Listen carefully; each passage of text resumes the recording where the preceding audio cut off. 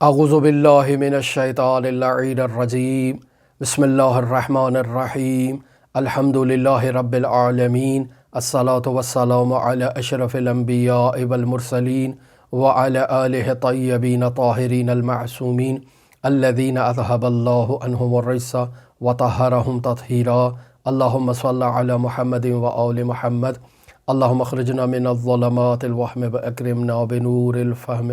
اللہم افتح علینا ابواب رحمتک وانشر علینا خزائن علومک برحمتک یا ارحم الراحمین۔ عن ابی عبداللہ علیہ السلام قال المؤمن حسن المعونت خفیف المعونت جید التدبیر لمعیشته لا یسلع من حجر مرتین۔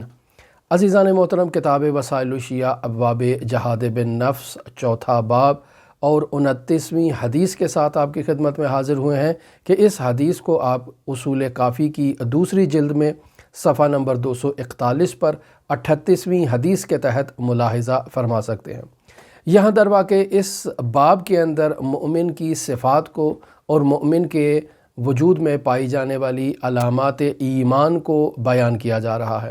آج کی اس روایت میں جو نہایت ہی مختصر روایت ہے، امام جعفر صادق علیہ السلام مومن میں پائی جانے والی 4 علامات کو بیان کر رہے ہیں کہ اگر کسی مومن میں یہ علامات ایمان پائی جائیں تو وہ مومن ہے۔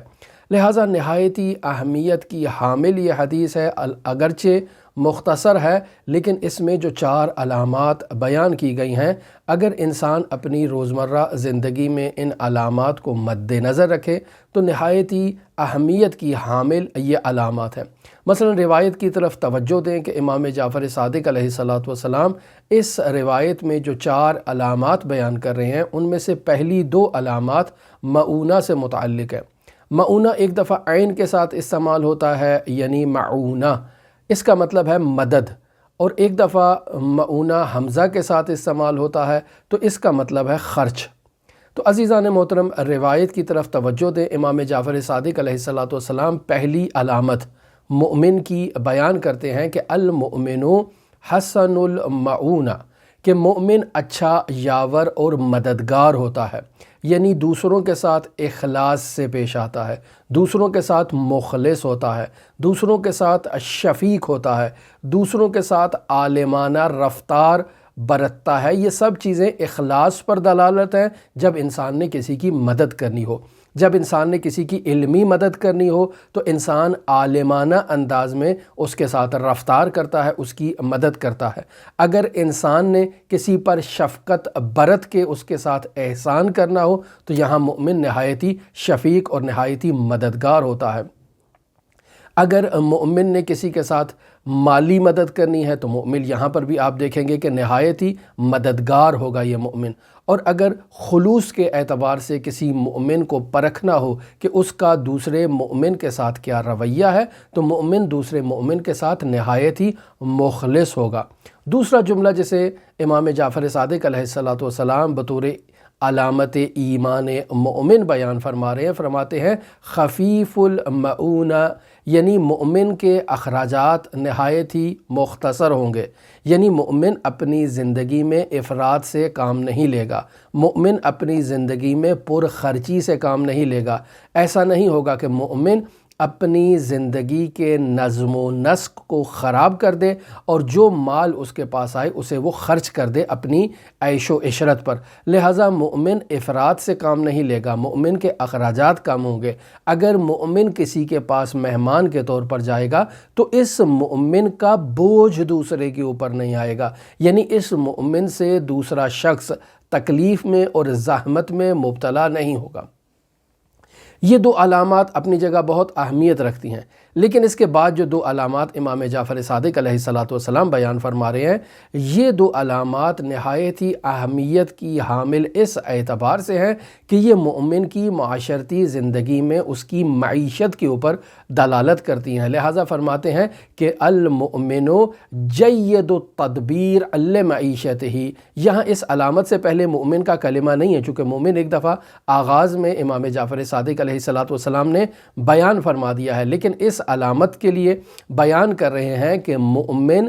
دقت کے ساتھ اپنی روزمرہ زندگی کے معاشی معاملات میں اچھی طرح سے تدبیر کرتا ہے، اچھی طرح سے مینجمنٹ کرتا ہے۔ ہر انسان کی زندگی میں پلاننگ کا ہونا، تدبیر کا ہونا یہ نہایت ہی ضروری ہے۔ یعنی اول تو انسان کی روزمرہ زندگی کا ایک شیڈول ہونا چاہیے، ایک ٹائم ٹیبل ہونا چاہیے کہ انسان نے کب اٹھنا ہے، کب اس نے نماز پڑھنی ہے، کب اس نے ذکر کرنا ہے، کب اس نے کام پہ جانا ہے، کب اس نے یونیورسٹی جانا ہے، کب واپس آنا ہے، کب کھانا کھانا ہے، کب آرام کرنا ہے، کب مطالعہ کرنا ہے، کب عبادت کرنی ہے۔ ایک تمام شیڈول انسان کی زندگی کا مرتب ہونا چاہیے تاکہ وہ اپنی زندگی کے اوقات کو مینج کر سکے، اس کی پلاننگ کر سکے۔ یہ نہایت ہی ضروری ہے، اور اس میں اگر انسان ایک ایسا شخص ہے کہ جس کی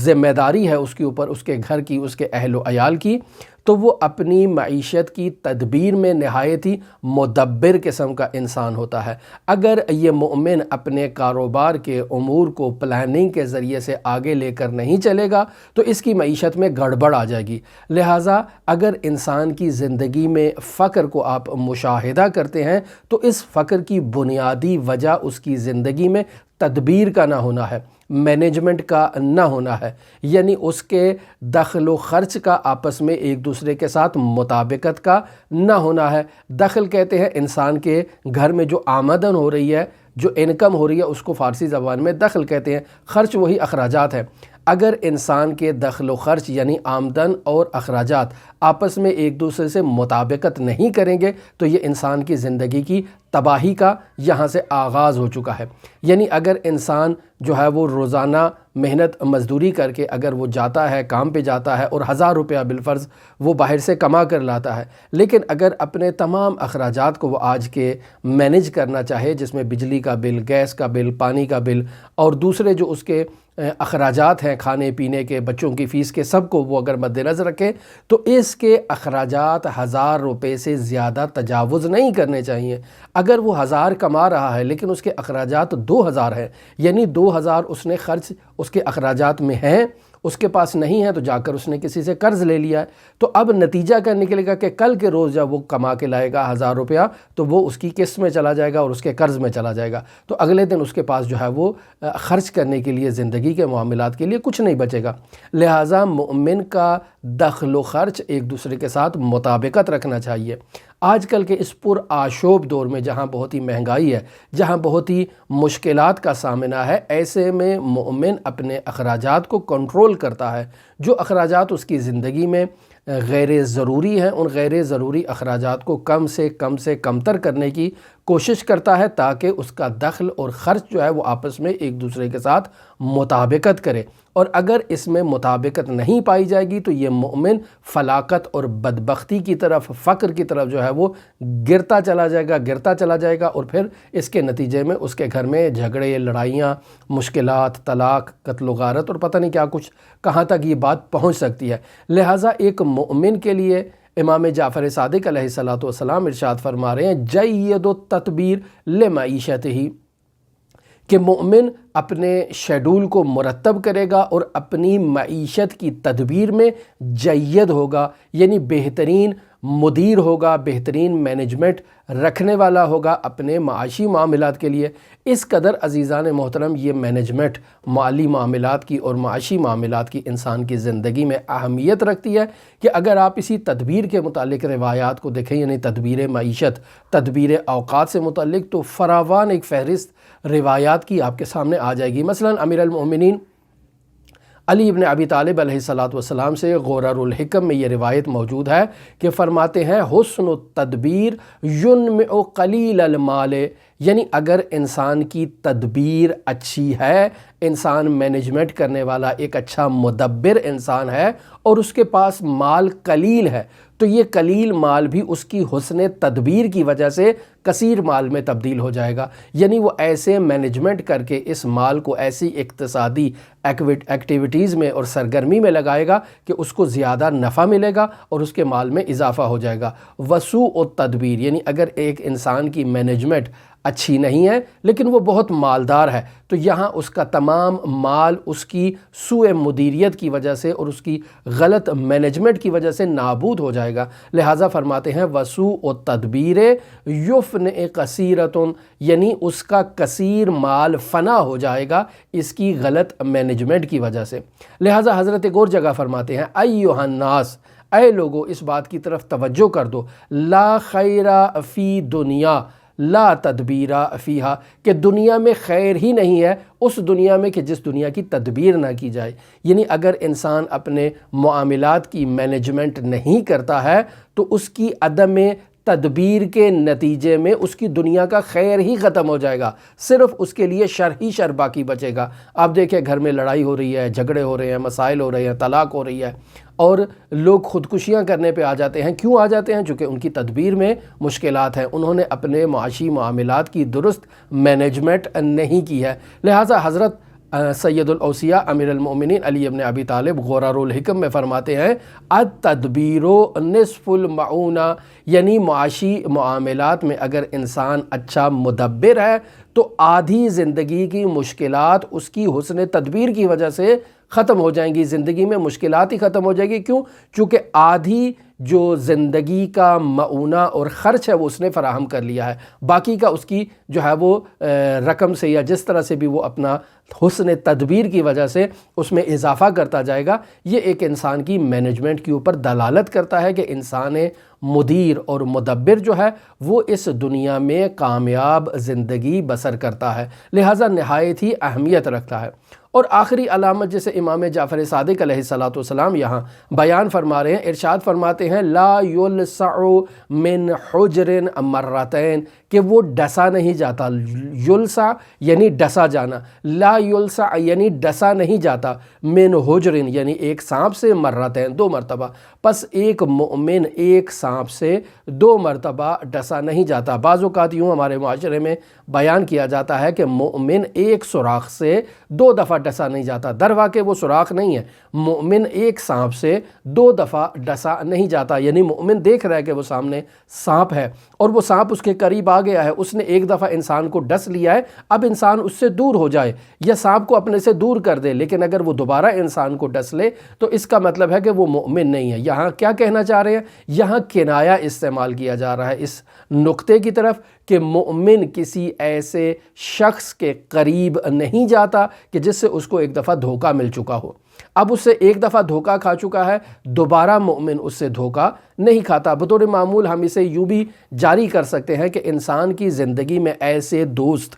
ایسے ساتھی کہ جو اس کی زندگی کو نابود کر رہے ہیں، مومن اگر ایک دفعہ دیکھتا ہے کہ مجھے اس دوست سے نقصان پہنچا ہے تو دوبارہ مومن اس دوست کے قریب نہیں جاتا ہے، کیونکہ یہ دوست ایک زہریلے ناگ اور زہریلے سانپ سے بھی زیادہ خطرناک ہے، جو انسان کی دنیا کے لیے بھی نقصان دہ ہے اور انسان کی آخرت کے لیے بھی نقصان دہ ہے۔ یہ شعر جسے ہم اکثر اپنے درسوں میں تکرار کیا کرتے ہیں، تا توانی امی گریز از یار بد، یعنی جس قدر آپ کے لیے ممکن ہے آپ برے دوست سے راہ فرار اختیار کریں، یار بد بدتر بود از مار بد، برا دوست جو ہے وہ ایک زہریلے سانپ سے زیادہ خطرناک ہے۔ کیوں؟ چونکہ مار بد تنہا ترا بر جاں زند، ایک زہریلا سانپ تو آپ کے جسم کو ڈسے گا اور آپ کی جان کا نقصان ہو سکتا ہے، آپ اس دنیا سے رخصت ہو سکتے ہیں، آپ کی موت واقع ہو سکتی ہے۔ لیکن یار بد جو ہے وہ بر جان و بر ایمان زند، وہ آپ کی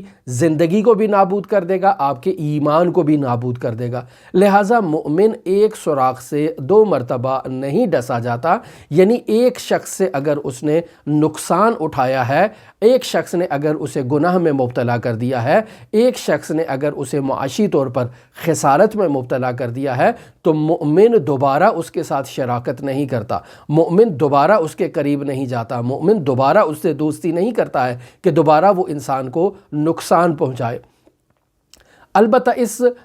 سانپ کو ہم دنیا کی جو آرزویں ہیں ان سے بھی تدبیر کر سکتے ہیں، چونکہ یہ دنیاوی آرزویں یہ بھی ایک زہریلے سانپ کی طرح ہیں کہ انسان کو یہ دنیاوی آرزویں فریب اور دھوکے میں مبتلا کر کے انسان کی زندگی کو تباہ کر دیتی ہیں۔ لہٰذا حضرت سید الاوصیاء امیر المؤمنین علی ابن ابی طالب علیہ آلاف و تحیت و ثنا اس دنیا کی توصیف میں بیان فرماتے ہیں کہ یہ دنیا انسان کو دھوکہ دیتی ہے، نقصان پہنچاتی ہے اور آرام سے گزر جاتی ہے۔ یعنی انسان کو نقصان پہنچانا اور دھوکہ دینا اس دنیا کی خصوصیت ہے، لہٰذا ایک مومن دنیاوی آرزوؤں میں خود کو مبتلا نہیں کرتا ہے۔ ایک مومن دنیا میں جو ہے وہ رہتے ہوئے اس دنیا کا فریفتہ نہیں ہو جاتا ہے، اس دنیا کا لالچی نہیں ہو جاتا ہے کہ میرے پاس اچھی گاڑی ہونی چاہیے، اچھی جو ہے وہ نوع کا گھر ہونا چاہیے، بلڈنگ ہونی چاہیے، بینک بیلنس ہونا چاہیے، میرے پاس اچھی پوشاک ہونی چاہیے، اچھی خوراک ہونی چاہیے۔ یہ جو آرزویں ہیں، طولانی آرزویں ہیں، لمبی آرزویں ہیں، جن کی خاطر انسان گناہ میں مبتلا ہوتا ہے۔ انسان صبح سے جا رہا ہے، رات کو دیر تک گھر آ رہا ہے، سارا دن جو ہے وہ کام کر رہا ہے، لیکن اس کو فائدہ نہیں ہو رہا ہے، اور عبادت میں بھی خداوند متعال سے وہ دوری اختیار کر رہا ہے۔ کیوں؟ چونکہ اگر انسان اس طرح سے حیوانوں کی طرح سارا دن اگر کام کرتا رہے تو اس انسان میں اللہ کی طرف توجہ اور اللہ کی طرف رغبت کا جو احساس ہے وہ ختم ہو جائے گا اور نابود ہو جائے گا۔ یہ انسان اللہ تبارک و تعالیٰ کی طرف متوجہ نہیں ہوگا، لہٰذا ایسا انسان بل ہم ازل کا مصداق ہو جائے گا۔ یہ انسان جو خدا سے غافل ہے، اس انسان کو دنیا نے فریفتہ کر رکھا ہے، اس انسان کو دنیا نے اپنے جال میں پھنسا رکھا ہے۔ یہ دنیا کو حاصل کرنا چاہتا ہے لیکن دنیا اس کے ہاتھ سے پھسل جاتی ہے۔ جس قدر بھی یہ محنت کرتا ہے دنیا اس کے ہاتھ میں نہیں آتی ہے۔ لہٰذا ایک مومن جو ہے وہ دنیا کے فریب سے ڈسا نہیں جاتا ہے، چونکہ یہ دنیا ایک سانپ کی حیثیت رکھتی ہے۔ مومن کو اگر ایک دفعہ معلوم ہے کہ دنیا نے اس کے ساتھ وفا نہیں کی ہے تو دوسری دفعہ مومن جو ہے وہ اس دنیا کے جو ہے وہ چنگل میں دوبارہ نہیں پھنستا ہے، اس دنیا کے جال میں دوبارہ نہیں پھنستا ہے۔ اب یہ مومن جو ہے وہ خدا کی طرف متوجہ ہے۔ انسان اپنی محنت پر اگر توکل کرے کہ میری محنت مجھے صلہ دے گی، خداوند متعال نے مجھے صلہ نہیں دینا ہے، تو ایسا انسان خسارت میں مبتلا ہو جاتا ہے۔ ایسا انسان محنت بھی کرتا ہے اور اس کو ثمرہ بھی نہیں ملتا ہے جو ثمرہ اس کا مطلوب اور مطمع نظر ہوتا ہے۔ لیکن دوسری طرف انسان جو خداوند متعال پر توکل کرتا ہے، اب یہ توکل علی اللہ کے ساتھ نماز کے وقت نماز پڑھتا ہے، عبادت کے وقت عبادت کرتا ہے، ذکر کے وقت ذکر کرتا ہے، اور معاش کے وقت معاش کرتا ہے، خاندان کے وقت کے وقت خاندان کو وقت دیتا ہے۔ تو ایسا مومن اللہ تبارک و تعالیٰ پر توکل کیے ہوئے ہے، خداوند متعال اسے اس توکل کے نتیجے میں اس کے کاموں میں برکت دے گا۔ لہٰذا انسان مومن کے معاملات میں مینجمنٹ اور مدیریت کا ہونا نہایت ہی ضروری ہے۔ حضرت سید الاوصیاء امیر المؤمنین علی ابن ابی طالب علیہ السلام ارشاد فرماتے ہیں کہ آپ کے اور آپ کی نصیحت کے درمیان جو چیز حجاب کا کردار ادا کر رہی ہے وہ یہی دھوکہ ہے جو یہ دنیا آپ کو دھوکہ دے رہی ہے۔ یعنی آپ نصیحت لیتے ہی نہیں ہیں، کہتے ہیں مجھے تو معلوم ہے، میں تو سب سے بہتر جانتا ہوں، مجھ سے بڑا عالم فاضل اور عاقل انسان کون ہو سکتا ہے۔ لہٰذا اگر کوئی شخص آپ کا خیر خواہ، آپ کا والد، آپ کی والدہ، آپ کا بھائی، آپ کا عزیز آپ کو نصیحت کرنے کے لیے آتا ہے کہ بھائی وقت پر اٹھو، کام پر جاؤ، صبح جلدی اٹھنا چاہیے، رات کو جلدی سونا چاہیے، تو انسان کہ نہیں، مجھے تو جو ہے مجھ سے بڑا عاقل انسان، مجھ سے بڑا دانشور، مجھ سے بڑا پڑھا لکھا انسان تو اس دنیا میں ہے ہی نہیں، آپ مجھے نصیحت کیوں کر رہے ہیں۔ لہٰذا اگر کوئی نصیحت کرتا ہے تو انسان غصے میں آ جاتا ہے۔ ایسا انسان درواقع سوء مدیریت کا اور سوء مینجمنٹ کا شکار ہے، ایسا انسان دنیا کا فریفتہ انسان ہے، ایسے انسان کی دنیا خراب ہے، ایسے انسان کی عاقبت بھی خراب ہو جائے گی چونکہ اس کی دنیا خراب ہے۔ لہٰذا ایک مومن ایک سوراخ سے 2 مرتبہ ڈسا نہیں جاتا ہے۔ لہٰذا عزیزان محترم، حضرت امام جعفر صادق صادق علیہ الصلوۃ والسلام نے ایک نہایت ہی خوبصورت اور مختصر سے جملے میں مومن کے ایمان کی 4 ایسی اہم علامات کو ہمارے سامنے بیان کر دیا۔ اب ہمیں اپنے گریبان میں جھانک کے دیکھنا ہے کہ آیا ہم ان علامات کو حامل ہیں یا نہیں، یہ علامات ہمارے وجود میں پائی جاتی ہیں یا نہیں، کیا ہم نے اپنی روزانہ کی زندگی کا ٹائم ٹیبل اور شیڈول مرتب کر رکھا ہے، ہم عبادت کے وقت عبادت کریں، معاش کے وقت معاش کریں، اور خاندان کے وقت کے مطابق خاندان کو وقت دیں، کہ ایسا ہم اپنی زندگی میں کرتے ہیں؟ اگر ہم نہیں کرتے تو یعنی ہم سوء مدیریت کا شکار ہے۔ اگر ہم کاروبار میں ایک شخص سے نقصان اٹھاتے ہیں، دوبارہ اسی کے پاس کاروبار کے لیے چلے جاتے ہیں، یعنی ہم سوء مدیریت کا شکار ہیں، ہم ایک ہی سوراخ سے 2 مرتبہ ڈسے جا رہے ہیں، تو یہ مومن کی علامات پھر ہمارے وجود میں نہیں پائی جاتی ہیں۔ لہٰذا عزیزان محترم، ہمیں یہ چاہیے کہ ہم ان علامات کو اپنے وجود میں لانے کی، پختہ کرنے کی اور درجہ کمال تک پہنچانے کی کوشش کریں تاکہ مومن بن سکیں۔ اور اگر ہم مومن بن جائیں تو خداوند متعال اس دنیا میں بھی ہمیں ترقی عطا کرے گا، اور آخرت بھی ہمارا روشن مستقبل ہوگا، اور آخرت بھی ہمارے لیے ہوگی۔ لہٰذا والعاقبۃ للمتقین کا ہم مصداق بن جائیں گے۔ لہٰذا عزیزان محترم، ہماری دعا ہے کہ خداوند متعال ہمیں یہ سعادت نصیب کرے کہ ہم ان نورانی فرمائش پر اور نورانی کلمات پر عمل کرنے کی خداوند متعال ہمیں توفیق عطا فرمائے۔ منجی عالم بشریت حضرت صاحب العصر والزمان کے ظہور میں تعجیل فرمائے، اور ہمیں امام زمان کے اصحاب و اعوان و انصار میں شمار فرمائے۔ آپ تمام عزیزان کے لیے امام رؤوف امام علی ابن موسیٰ رضا کی نورانی بارگاہ میں نائب الزیارہ بھی ہیں اور دعاگو بھی ہیں۔ اللہم صلی علی محمد و آل محمد وعجل فرج قائم آل محمد۔